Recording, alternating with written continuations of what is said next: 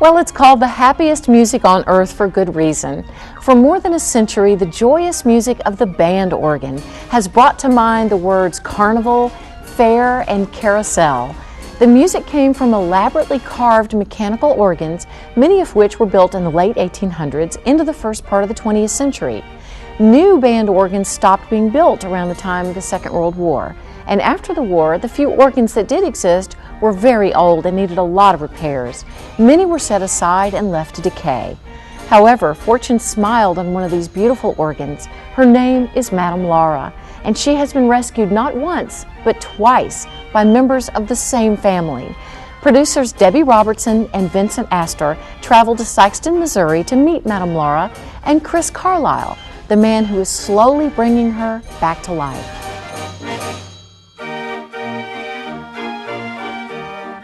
Her name wasn't always Madame Laura, but her purpose has remained the same for over a century, to entertain and delight audiences of all ages with her lively, happy music. The Gavioli firm, based in Paris, France, built many fine organs beginning in 1845, and no two were exactly alike. This particular organ began its American career in 1909 on a carousel at Ramona Park in Grand Rapids, Michigan, and played there for nearly 5 decades of riders. The rides were removed in the mid-50s, and the Gavioli organ was placed in storage. It was in very bad shape and desperately needed to be rescued. That's where Sikeston businessman Paul Akins comes into the picture. He had in town here, he had a successful heating and cooling business. You know, he is a contractor, and he'd worked so much, you know, to take care of his family, but he developed an ulcer, and his doctor told him he had to quit that, or, you know, it'd basically kill him. So, Paul Akins packed up the family for a much-needed vacation and headed west. It was during that vacation in Lincoln, New Mexico, at the La Paloma Bar, that he stumbled upon an idea. There was a little bar that had been there, I guess, for 100 years, right across the street from the courthouse where Billy the Kid jumped out the window, you know, before Pat Garrett killed him. So I took the family. We were, you know, kind of trying to enjoy ourselves. And the little bar was kind of a museum. We walked in and there sat a Nickelodeon, and I'd forgotten them, you know, for like 20, 25 years. I put a nickel in the thing that didn't work, and I thought, gee, if I could find one, maybe I could get it to play. Well, we found one and got it to playing. He went all around the country getting, you know, the old rundown machines. Like first it started out with Nickelodeons and music boxes and player pianos and that sort of thing. After a few years, the Akins family had amassed a large collection of musical machines, including band organs of all shapes and sizes. These were housed in a popular museum complex in Sikeston called the Gay 90s Village. In 1964, Paul Akins purchased the Gavioli organ along with 2 others.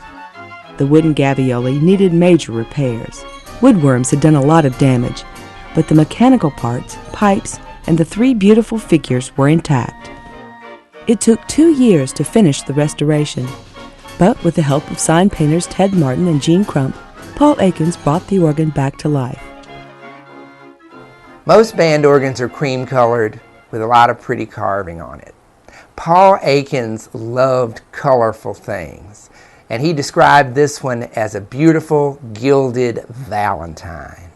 And that's what it is. It was all of the organs that he had were painted bright, beautiful colors, and you could see them from all over the place. And this one's one of the most striking. Paul loved gold. He wanted the machines and things that we'd do, he wanted as much gold, put gold on it, but he loved gold. And he loved red. Red was one of his favorite colors. And he tore them down from scratch. Some of them, when he got them in, there was just a pile of junk. People had already just give up on them, and he'd take them, and if there was a piece missing, he'd make the new piece and put it in and rebuild it, and it would look brand new when he got done with it. The first time I saw the organ was in 1969 at the Mid-South Fair.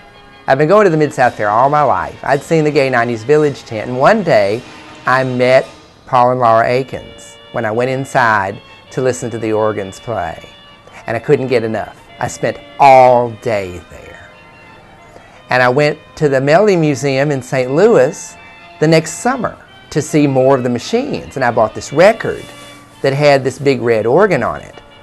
And I liked it so much, I played it over and over and over again. And next year, 1969, she was at the fair. And I got to see Madame Laura for the first time. And I spent the whole day listening. And somewhere along the line, somebody noticed that the conductor bore a resemblance to his wife, Laura. And there's a picture of Laura Akins that looks an awful lot like the central figure on this organ. And I'm also told that she had a rather commanding presence when she wanted to. She would be commanding, I'll guarantee you. Laura would be in charge.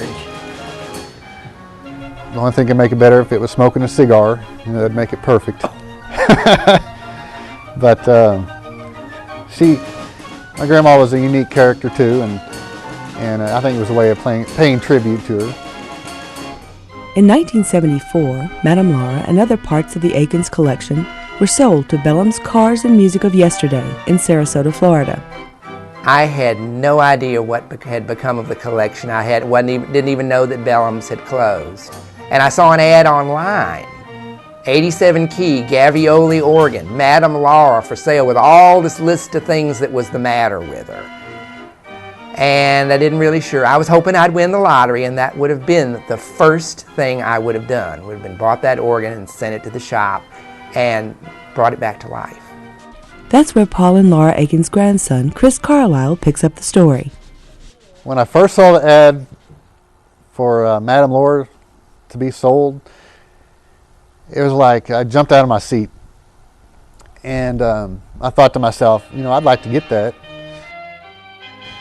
Basically, it was a rescue, because when I went to look at the organ in North Carolina, we could walk in. Well, I walked in, and he showed me this piece of wood, and it was about an inch thick. I just poked my finger through it.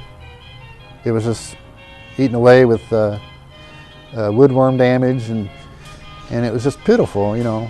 I thought how my grandpa worked so hard for these machines to be in perfect condition, and then people just let them just turn into kindling, really.